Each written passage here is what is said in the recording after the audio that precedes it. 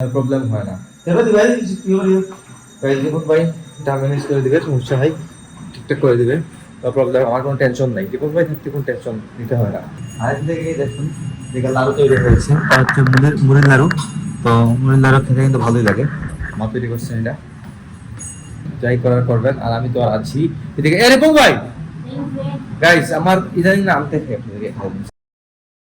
Hello everyone, welcome to a new blog. কেমন আছেন সবাই? আই হোপ সবাই ভালো আছেন, আমি ভালো আছি। তো আজকে ব্লগটা অনেক ইন্টারেস্টিং হচ্ছে, আপনারা অবশ্যই ভিডিওটা স্কিপ না করে ভিডিও শেষ অবধি সাথে থাকবেন। গাইস, উইন্টারের সময় একটা জিনিস খুবই মজা লাগে, যে ওই যে আমার বাসায় রোদটা এসে পড়তেছে, রোদটা আমার বিকাল মুখে লাগতেছে, গায়ে লাগতেছে, মানে খুবই আরাম লাগতেছে কিন্তু। তো এই জিনিসটা কিন্তু খুবই ভালো লাগে।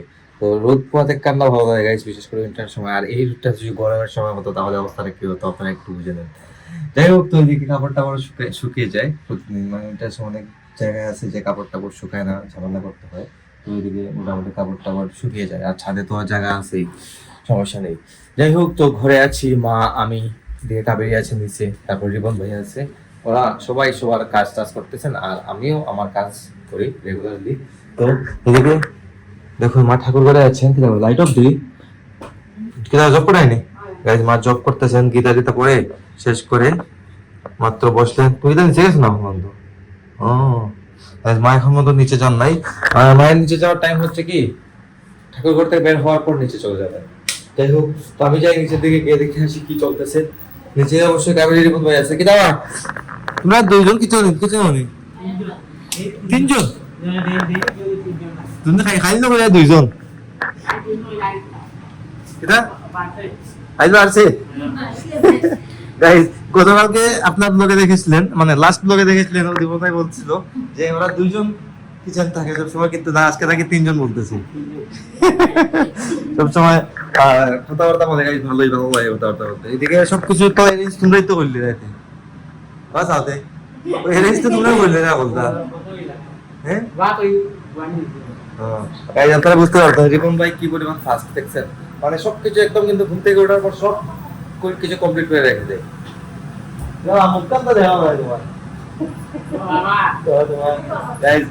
মানে পিছন দিকে দাঁড়িয়ে আছে, আমি বলতেছি মুখটা দেখানোর জন্য, তো মুখ দেখে দিচ্ছে, মজা মজার কথা বলে কিন্তু এদিকে তুই বাতলা যখন দিয়ে আটটা দূরিয়ে বাঁধতে পারে বুঝলাম না।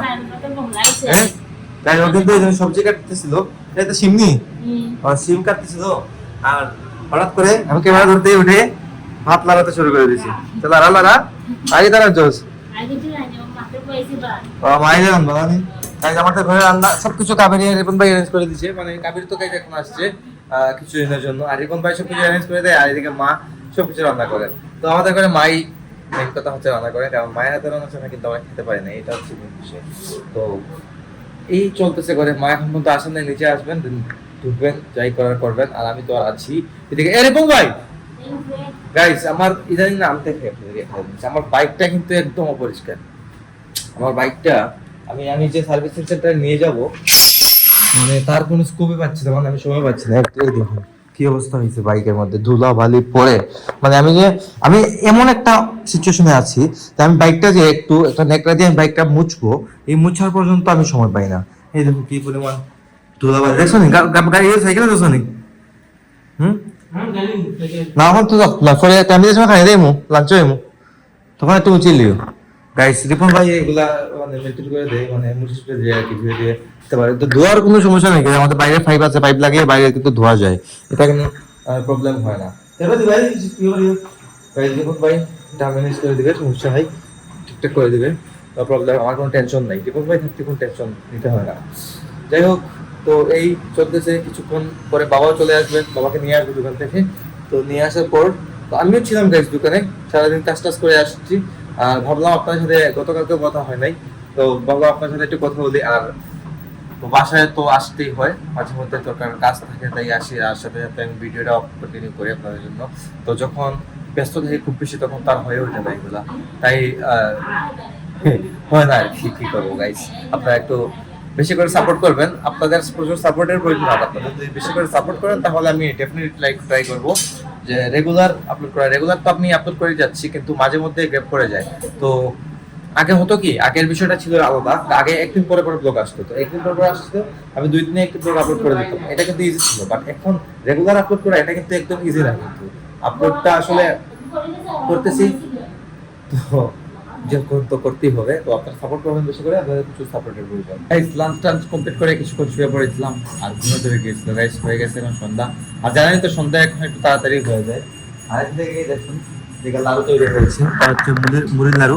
তো মুড়ির লাড়ু খেতে কিন্তু ভালোই লাগে। মা তৈরি করছেন এটা, গুড় দিয়ে তৈরি আর কি গাইস, ভালো লাগে।